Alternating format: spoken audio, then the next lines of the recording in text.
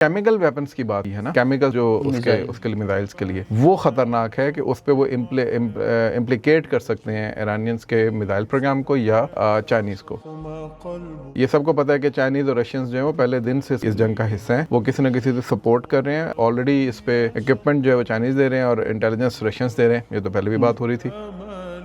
Iranians ने ये show किया जैसे अमेरिकन डेस्परेट हैं और हम डेस्परेट नहीं है। भाई डेस्परेट पूरी दुनिया इस वक्त अमन के लिए, तो आप अगर नहीं आ रहे तो इसका मतलब है कि आप डेस्परेट नहीं है अमन के लिए, आप जंग चाहते हैं। You want to choose the war, and if you will choose the war तो you will see the consequences not only for Iran but also for the region and then for the world. और number 3 उसके अंदर वो लोग हैं जो कि IRGC के अंदर लोग बैठे हुए हैं और मोसाद के पेरोल के ऊपर हैं। तो ये वो लोग हैं जिन्होंने खामनेई की शहादत में भी अपना किरदार अदा किया, जिन्होंने वैसे भी, तो ये लोग भी नहीं चाहते किसी तरीके से भी मामला हल हो।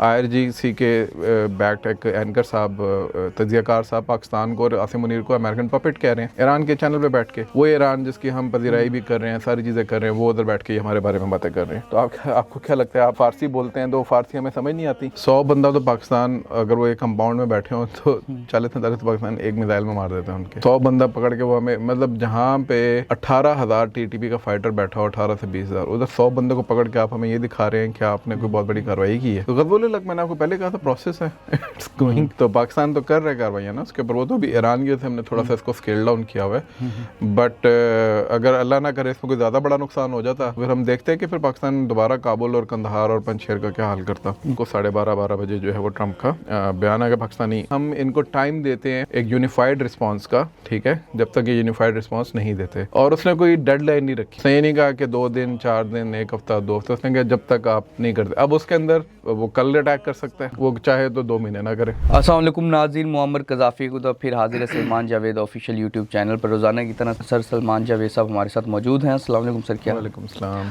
सर, इस्लामाबाद टॉक्स के हवाले बातचीत चल रही थी, चीज़ें हुई, लेकिन शायद एक तो कि क्या वजह बनी JD वैंस नहीं आए, ईरानी डेलीगेशन नहीं आए, असल वजह क्या बनी कि मुज़ाकरात टेबल तक नहीं पहुंच सके दोनों डेलीगेशन। दूसरा जो ये डोनाल्ड ट्रंप हैं, उन्होंने जो कहा है कि ये सीज़ फायर एक्सटेंड करता हूँ शहबाज शरीफ और फील्ड मार्शल की वजह से, क्या उनको क्यों इनका जिक्र करना पड़ा, क्या वजह?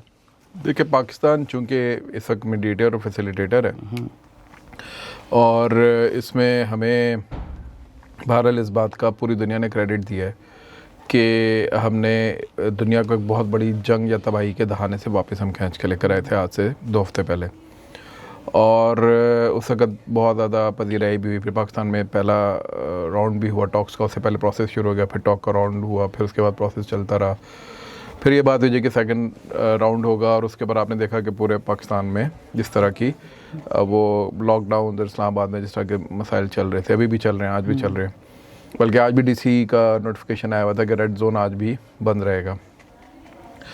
अच्छा, अब ये 2-3 चीज़ें इकट्ठी हुई हैं, तो उसमें फिर रात को ट्रंप साहब ने जो है वो कहा जी कि अच्छा, फिर र्यूमर्स आ रही थी 2 दिन पहले, खबरें थी कि JD वैंस जो है वो आ रहे हैं। वाइट हाउस ने कहा जी बिल्कुल जा रहे हैं, लीड करेंगे। ईरानियंस की तरफ से मसलसल ये आ रहा था कि वो नहीं आएंगे, ठीक है, या उनकी तरफ से कोई मुखासमत चल रही थी, ये मसला चल रहा था। हमारे आसिम मुनीर साहब भी 3 दिन वहाँ रहे हैं, उसके बाद फिर वो कहीं और चले गए। अच्छा, इस सब के अंदर, इस सारे बैकग्राउंड के अंदर जो स्पॉयलर्स थे वो ज़्यादा कोशिश कर रहे थे कि इसको स्पॉयल करें, और हम मुसलसल पहले दिन से ये कह रहे हैं कि 2-3 तरह के स्पॉयलर्स हैं। नंबर 1 तो वो ज़ायनिस्ट हैं जो इजराइलीज़ हैं। नंबर 2 उनके हम नवाएँ जो कि ऑफ कोर्स जैसे इंडिया है या कुछ और ममालिक के अंदर लोग बैठे होंगे। और नंबर 3 उसके अंदर वो लोग हैं जो कि IRGC के अंदर लोग बैठे हुए हैं और मोसाद के पेरोल के ऊपर हैं। तो ये वो लोग हैं जिन्होंने खामनेई की शहादत में भी अपना किरदार अदा किया, जिन्होंने वैसे भी, तो ये लोग भी नहीं चाहते कि किसी तरीके से भी मामला हल हों।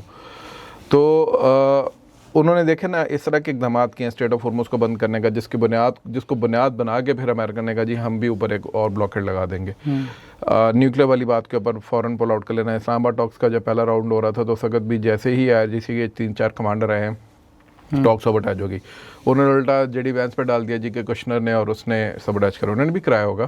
तो वो तो दोनों स्पॉयलर्स इसका मतलब काम कर रहे हैं ना दोनों साइड से। तो ये वो चीज़ है जिसको हमें मसलसल बार बार बताना चाहिए कि स्पॉयलर से एक साइड से नहीं, स्पॉयलर दोनों साइड से हैं। पाकिस्तान अलबत्ता उसके अंदर ज़ाहिर है अपनी पूरी कोशिश कर रहा है कि ये आगे ना बढ़े, और इसी वजह से कल आप देखते हैं कि अचानक अतात आरट साहब की तरफ से कोई तकरीबन 9-10 बजे के करीब आई थिंक उनकी तरफ से ट्वीट आती है और उसमें वो बता देते हैं कि एज ऑफ इस वक्त जो चल रहा है, स्टैंड पॉइंट चल रहा है, वो ये चल रहा है कि ये इश्यूज़ हैं। ईरान, उनका पहला जुमला है कि टॉक्स के अंदर ईरान की तरफ से अवेटेड है अभी हमें रिस्पांस, ठीक है। तो जेडी वैंस की तरफ से उन्होंने नहीं कहा या अमेरिकन की तरफ से नहीं कहा, अमेरिकन ने ऑलरेडी अपना डेलीगेशन अनाउंस कर दिया हुआ था।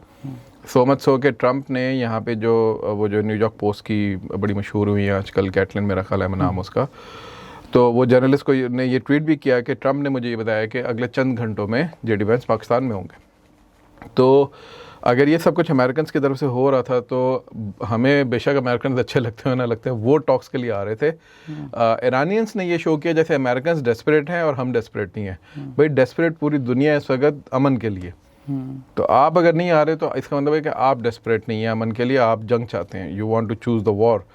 And if you will choose the war तो you will see the consequences not only for Iran but also for the region and then for the world.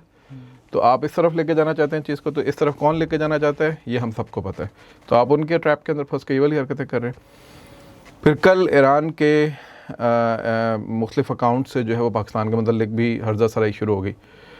कल एक बल्कि आज मैं सुबह क्लिप देख रहा था एक ईरानियन टीवी के उसके ऊपर IRGC के बैक्ड एक एंकर साहब, तजियाकार साहब पाकिस्तान को और आसिम मुनीर को अमेरिकन पपेट कह रहे हैं ईरान के चैनल पे बैठ के। वो ईरान जिसकी हम पजीराई भी कर रहे हैं, सारी चीज़ें कर रहे हैं, वो उधर बैठ के हमारे बारे में बातें कर रहे हैं, ठीक है। तो आप जब ये सारी हरकतें करेंगे तो आपको क्या लगता है, आप फ़ारसी बोलते हैं तो फ़ारसी हमें समझ नहीं आती, मतलब इस तरह की हरकतें तो नहीं करनी चाहिए ना इनको। तो अब ये ना तालिबान की तरह अपने एक बबल में रह रहे हैं, ठीक है। अच्छा, फिर यहाँ पे जो ईरानियन कुछ लोग बैठे हैं, अच्छा वो हिट लिस्ट पे भी हैं जो यहाँ बैठे हैं ना, हैं वो मीडिया के लोग, लेकिन वो चूँकि इधर ताल्लुकात में रहते हैं यहाँ पे हमारे कुछ जर्नलिस्ट के साथ, तो उनको उन्होंने बताया यार हमारे पार्लियामेंटेरियंस तैयार हैं लेकिन हमारी IRGC तैयार नहीं है। ये तो खुद ईरानियंस कह रहे हैं, ठीक है। ये आज सुबह मुझे मेरे कुछ सहाफ़ी दोस्तों ने बताया। तो इन तमाम चीज़ों को जब आप सामने रखते हैं तो नज़र आता है कि जहाँ ज़ायनिस्ट स्पॉयलर्स हैं वहीं पर IRGC जो है वो भी कोई अच्छा किरदार अदा नहीं कर रही। तो ये तो हो गया पहला मसला। अब इस सब के अंदर फिर भी पाकिस्तान ने कोशिश करके वो फिर इसाक डार साहब कल मिले अमेरिकन एम्बेसडर से, और उसके बाद फिर अतात आरट साहब की उससे पहले ट्वीट आ चुकी थी, फिर वही ट्वीट मुख्तलिफ सहाफ़ियों ने भी करना शुरू कर दी, हमने भी उसको कवर किया। और उसके बाद रात को 12:30 बजे जो है वो ट्रंप का बयान आ गया पाकिस्तानी वक्त के मुताबिक कि जी ठीक है हम इसको भी एक्सटेंड करते हैं। इंटरेस्टिंग चीज़ उसने जो अपनी स्टेटमेंट में लिखी है वो ये लिखी है जी कि हम इनको टाइम देते हैं एक यूनिफाइड रिस्पांस का, ठीक है, जब तक ये यूनिफाइड रिस्पांस नहीं देते।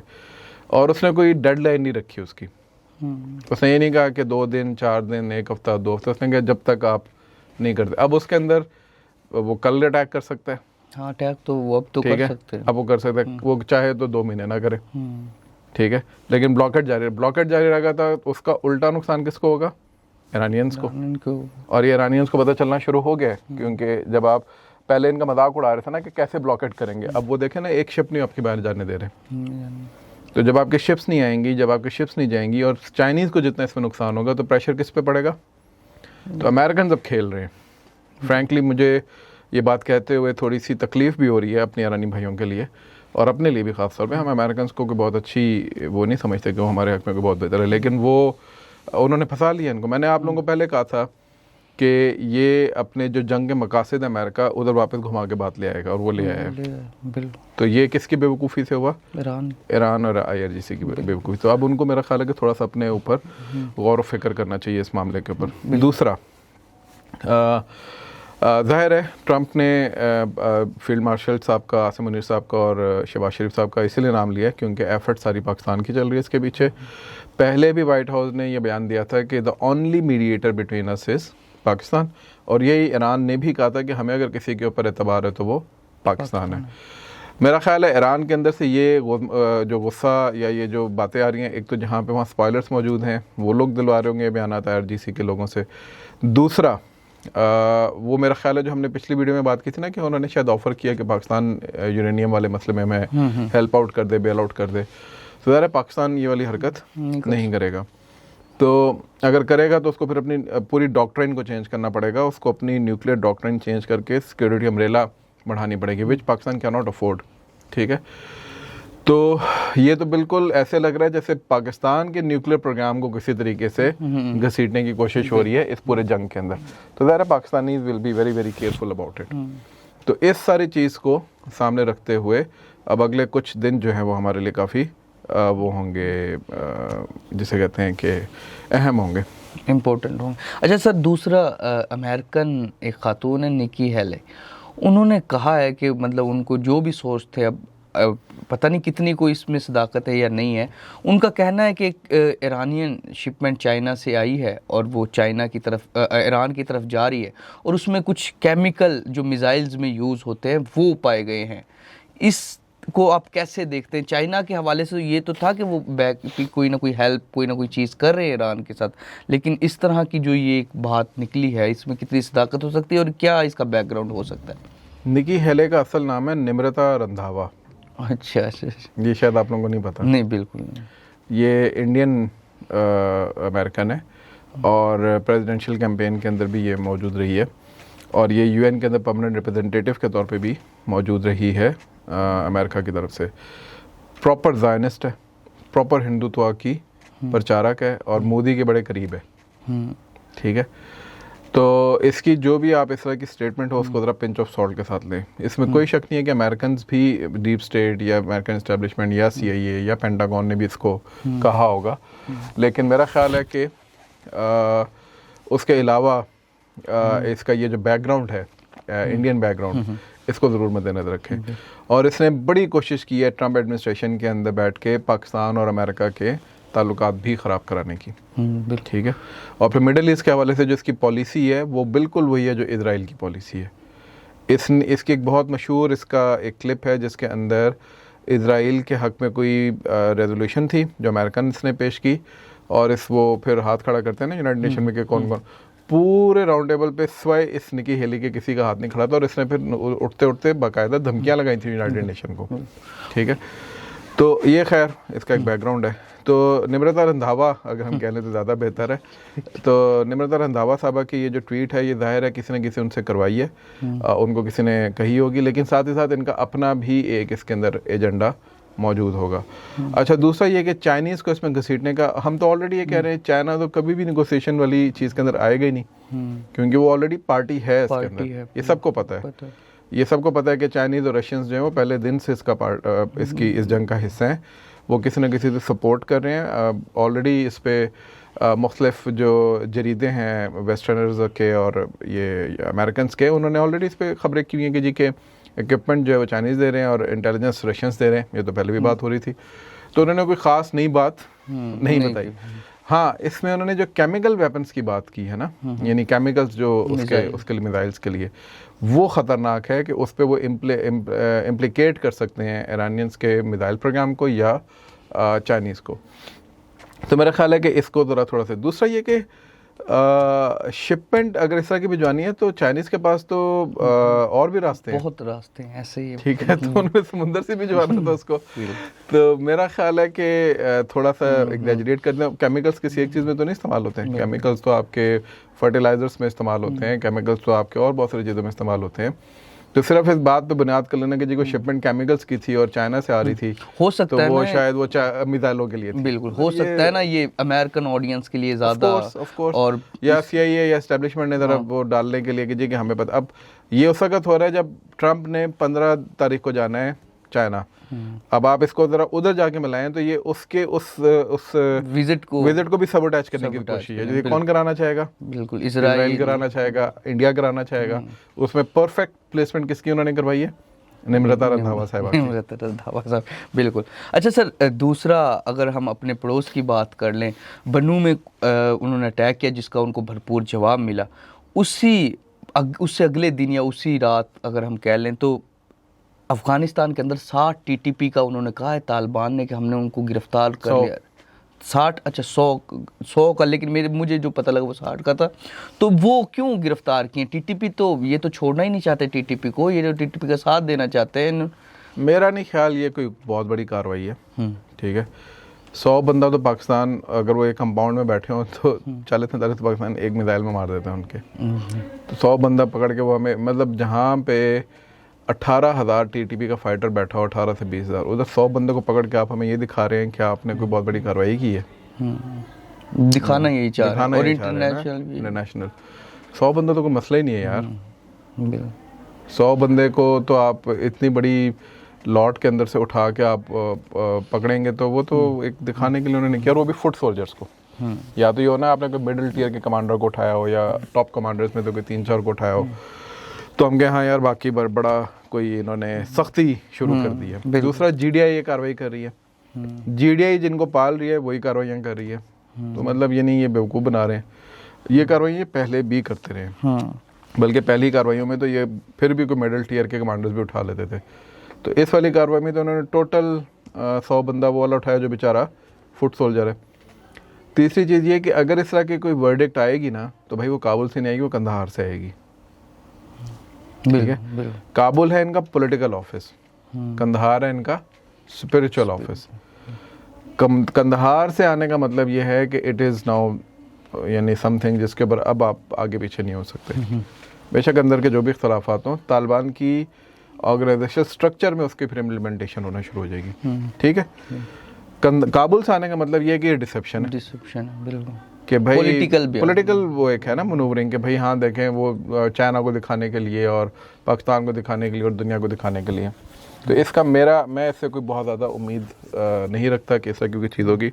समी यूसुफजई ने भी ट्वीट की कि जी बड़ा ज़बरदस्त कोई हुई है और टीटीपी को बड़ी वार्निंग गई है और ये किया और वो किया है। We will see about it, लेकिन वार्निंग जैसे पहले भी जाती रही हैं दिखाने के लिए। बंदे इससे ज़्यादा उठाते रहे हैं, वो 100 बंदों का बंदा ही नहीं है, इससे ज़्यादा बंदे उठाते रहे हैं वो। ठीक है, जेलें भरते हैं, उसके बाद 2 महीने बाद छोड़ देते हैं उनको। जेलें में क्या कोई घर वही सेफ हाउसेज होते हैं। अब कह रहे ये भी कहा कि पुलिस चरखे में नहीं रखा, बल्कि अब जीडीआई की फैसिलिटीज़ क्या हैं भाई। चलो कोई होंगी कोई ज़रा डार्क उनके कॉर्नर्स भी होंगे, लेकिन ज़्यादातर सेफ हाउसेज होते हैं। बिल्कुल, वहाँ रखा होगा कंपाउंड्स के अंदर। जिस तरह की मैं चूँकि अफगानिस्तान आ जाता हूँ, जिस तरह की उधर इंफ्रास्ट्रक्चर है, जैसे हमारे इधर केपी और बलूचिस्तान में होता है, बड़े बड़े कंपाउंड्स होते हैं, तो उधर तो ये 100 बंदा तो उधर वैसे ही घूम फिर रहा होगा एक कंपाउंड के अंदर। बिल्कुल, चलो ये एक दिखाने की कार्रवाई। अच्छा सर, दूसरा मुल्ला मोहतसम को छोड़ दिया गया है, बड़ी जब गिरफ्तार हुआ बड़ी खबर बनी, और बहुत सारे सुनने में आ रहा है बड़ी रेजिस्टेंस मिली तालिबान को इस चीज़ से कि आपने क्यों मुल्ला मोहतसम को, और फिर उनको छोड़ना पड़ा। छोड़ना क्या वजूहात हो सकती हैं, कौन से प्रेशर ने उनको छोड़ने पर मजबूर? आगा जार मोहतसम जो हैं ये मुल्ला उमर के कॉन्फिडेंट थे और बड़े पुराने तालिबान के ये हामी भी रहे हैं और इनकी बड़ी वो बात रही है। तो ज़ाहिर है पॉलिटिकल एक अंदर से बड़ा, फिर अंदर से बहुत सारे लोग उनके हामी, उनके फॉलोअर्स, उनके लोग, तो वो तो ये देख रहे होंगे ना कि यार ये अगर मुल्ला उमर के साथियों के साथ ये कर रहे हैं तो कल को तो ये हमारे साथ भी ये कर सकते हैं। तो ये तो उल्टा गले पड़ गए ना उनको। तो ये तो सिंपल सी वही बात है कि पॉलिटिकल प्रेशर उनको अंदर से इतना पड़ा, अब ये इनको फायर बैक करेगा आगे जाके। बिल्कुल, अलबत्ता आगा मोहतसम जान की जो जान है उसको ज़्यादा ख़तरा इसलिए हो जाएगा क्योंकि उनको अब कोई भी टारगेट किल करके कह देगा जी कि किसी और ने कराया, तो उस पर उनको ज़रा एहतियात करनी पड़ेगी। बिल्कुल। अच्छा सर, शुमाली इत्तेहाद की बड़ी बातचीत चल रही है, जहाँ दूसरी AFF के हवाले से सुनी, शुमाली इत्तेहाद भी बड़ी कोई कार्रवाई और बड़ा वो उभर के NRF वाले वो कार्रवाइयाँ कर रहे हैं, लेकिन देखें वो कार्रवाइयाँ जैसे मैंने कहा ना कि हमने एक इंटरव्यू किया था अली महसूद से, तो उसमें मैंने उनसे पूछा तो उन्होंने कहा जी सर हम 22 प्रोविंसेस के अंदर मौजूद हैं और 22 प्रोविंसेस हमारी एक्टिविटी शुरू हो चुकी है और ऐसे तो टोटल 34 प्रोविंसेस हैं। 34 प्रोविंस में 22 प्रोविंसेस में होने का मतलब, और वो ये क्लेम कर रहा है कि ये वो वाले 22 प्रोविंसेस हैं जो कि नॉन पश्तून इलाके हैं। नॉन पश्तून इलाकों के अंदर अगर वो ये कह रहे हैं और क्लेम करेंगे उन्होंने कार्रवाइयाँ शुरू कर दी हैं तो जाहिर है वो हमें उसको फेस वैल्यू पे लेना पड़ेगा, क्योंकि यही सवाल मैंने भी उनसे किया था कि यार हमें कैसे पता चलेगा कि यह कार्रवाई असल है या बस हवा में है, क्योंकि इंडिपेंडेंट सोर्स तो कोई नहीं है, तालिबान उसको मानते नहीं है, कोई इंडिपेंडेंट मीडिया वहाँ पे मौजूद नहीं है। आपका क्लेम है, तो कहते हैं भाई इस वक्त वाकई कोई इंडिपेंडेंट मीडिया मौजूद नहीं है, तो फिर जो हम आपको बता रहे हैं फिर उस पर उसको एक्सेप्ट करें कि एक्चुअली ऐसा हो रहा है और कोशिश करें कि उसको किसी इंडिपेंडेंट सोर्स से वेरीफाई भी कर लें। तो ये बात उसकी इस हद तक तो ठीक है कि ये आपको करना पड़ता है। अब वहाँ का मीडिया चूँकि बहुत ज़्यादा कंट्रोल्ड है, इवन सोशल मीडिया भी बहुत ज़्यादा कंट्रोल्ड है, तो ज़रा खबरें उस तरह बाहर, बिल्कुल उसी तरह जैसे ईरान से भी खबरें बाहर। अब तेहरान में कितनी बम्बारमेंट हुई है और कितनी दवाई होगी, लेकिन बाहर को खबर आई है नहीं आई। Same goes for Afghanistan. वो तो हमारे वहाँ पे अफगानिस्तान में नीचे लोग शोक मौजूद हैं, दोस्त मौजूद हैं, तो वो ज़रा हमें कुछ खबरें दे देते हैं, अदरवाइज़ अंदर उन्होंने पूरा कंट्रोल किया होता है इस चीज़ को। तो डेफिनेटली एनआरएफ कुछ ना कुछ एक्टिविटीज़ कर रही होगी, उसके ऊपर उनको अब सपोर्ट भी मिल रही होगी, और ऑनलाइन सपोर्ट तो है। इसका मतलब है कि पहले के मुकाबले अगर आप एक साल पहले जाना तो पहले एक साल पहले एनआरएफ की कोई बहुत ज़्यादा ऑनलाइन भी सपोर्ट मौजूद नहीं थी, लेकिन अभी पिछले एक साल के अंदर अंदर उनकी ऑनलाइन सपोर्ट भी बहुत ज़्यादा बढ़ गई है। इसका मतलब है कि ग्राउंड पे भी जो लोग पहले थोड़े दबे बैठे हुए थे वो अब वापस उनके बारे में बात करना शुरू। बिल्कुल, तालिबान के अंदर आम लोगों की बहुत ज़्यादा रेजिस्टेंस मौजूदा रजीम के हवाले से नज़र भी आ रही है। अच्छा सर, दूसरा जैसे अब इन्होंने बन्नू में कार्रवाई करने की कोशिश की, तो एक तो उन्होंने अब एक जेस्चर दिखाया, चाहे वो जीडीआई ने दिखाया जिससे भी, तो पाकिस्तान अब इसका क्या रिएक्शन देगा, किस तरह इसको देखेगा? जो उन्होंने सुसाइड हमला किया, हाँ, तो गज़वुल हक़ मैंने आपको पहले कहा था प्रोसेस है, इट्स गोइंग। तो पाकिस्तान तो कर रहा है कार्रवाइयाँ ना उसके ऊपर, वो तो भी ईरान की वजह से हमने थोड़ा सा इसको स्केल डाउन किया हुआ है। बट अगर अल्लाह ना करे इसमें कोई ज़्यादा बड़ा नुकसान हो जाता तो फिर हम देखते हैं कि फिर पाकिस्तान दोबारा काबुल और कंदहार और पंजशेर का क्या हाल करता। लेकिन चूँकि अल्लाह का शुक्र है उसमें कोई बहुत बड़ा नुकसान हुआ, लेकिन बहुत बड़ा नहीं हुआ, तो शायद इस वजह से भी पाकिस्तान ने उसको सिमर करके रखा हुआ है। चूँकि अभी चाइनीज़ भी बीच में इन्वॉल्व हैं, अभी बीच में वो भी इन्वॉल्व हैं, क्या कहते हैं, सऊदीज़ भी थोड़ा बहुत इन्वॉल्व हैं। तो इस वजह से पाकिस्तान ने थोड़ा सा उसको उस थ्रॉटल पे नहीं लेके गया, क्योंकि फिर सारी दुनिया की नज़रें जो है ना वो डिवाइड हो जाती है ईरान और उसके ऊपर। तो अभी सारे लोग ईरान के ऊपर फोकस करना चाहते हैं, तो पाकिस्तान भी उसी तरीके से अपने स्ट्रेटेजिक पेशेंस के तौर पे लेके चल रहा है। लेकिन बॉर्डर के ऊपर वैसे जहाँ पे वो अपने आईबीओस करना चाहेगा वो रिस्पॉन्स करेगा। बिल्कुल जी। तो नाज़रीन, जिस तरह के इस्लामाबाद से जो मुख्तलिफ ख़बरें और जो चीज़ें आ रही हैं इस्लामाबाद टॉक्स के हवाले से, उन तमाम पे भी गुफ्तगू की, और जो अफ़गानिस्तान के साथ पाकिस्तान के मामला चल रहे हैं उन तमाम पे भी उम्मीद है कि आपको ये एनालिसिस पसंद आएगा। फ़िलहाल के लिए नाज़रीन, मुअम्मर क़ज़ाफ़ी को और सलमान जावेद को Salman Javed official YouTube channel से इजाज़त दीजिए। खुदा हाफिज़।